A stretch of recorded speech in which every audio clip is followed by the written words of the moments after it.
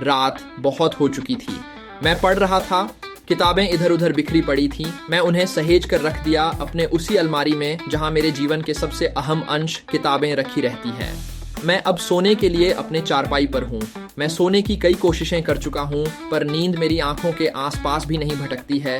कुछ ऐसा है जिसे मैं भूल रहा हूँ। तभी मुझे दिखता है वह डायरी जिसमें मैं स्वयं को सिर्फ तुम्हारे लिए सीमित रखा हूँ। उस डायरी में तुम ठीक उसी भांति मौजूद हो जैसे मेरी हृदय में सांसें। मैं उठकर उन पृष्ठों को खोला जिन पृष्ठों में तुम्हारे होने का एहसास सबसे तीव्र, जिसमें मैं भी हूँ पर तुम कुछ अधिक हो। उन्हें मैं पढ़ने लगता हूँ। मैं धड़कन हूँ किसी के सीने की, उनके बिना अब ख्वाहिश नहीं है मुझे जीने की। इसे पढ़कर ही मैं यादों की अतल गहराइयों में उतरता जाता हूँ, जिसमें मैं और तुम साथ हैं। एक वृक्ष के नीचे बैठ हम और तुम अपने सपनों की दी एडवर्टाइजमेंट दुनिया में खोए हैं। तभी तुम उठ जाती हो, यह कहकर कि अब यह रिश्ता नहीं चल सकता। अब हमें अपने इन बचपने को यहीं विराम दे देना चाहिए। हम अपने परिजनों के साथ अन्याय कर रहे, चोरी छिपे मिलकर। वे हम पर विश्वास करते हैं और हम उन्हें अंधेरे में रखे हुए हैं। तुम चलने लगती हो, बस एक बार मुड़कर देखी थी, फिर तुम नहीं मुड़ी थी। मैं निःशब्द बस तुम्हें देख रहा हूँ। मुझे भी तुम्हारे उस दायित्व का बोध था जिसमें तुम्हारे अपने तुम्हारे लिए सपने सजाए होंगे और तुम अपने परिजनों के विश्वास पर खरी उतरना चाहती हो। आज तुम्हारे गए 5 वर्ष हुए, पर जब भी मुझे किसी प्रकार की पीड़ा का बोध होता है तब मैं इन्हीं डायरी के पृष्ठों को खोलकर पढ़ लेता हूँ और कुछ एहसास को शब्दबद्ध भी कर देता हूँ जो आने वाले दिनों में तुम्हारे होने का बोध कराएंगे। इन्हीं पृष्ठों को पढ़ते पढ़ते तुम मेरे ख्वाबों में समा गई और मैं तुम्हारे साथ उन्हीं वादियों में विचरण के लिए चल दिया जहाँ हम प्राय जाया करते थे।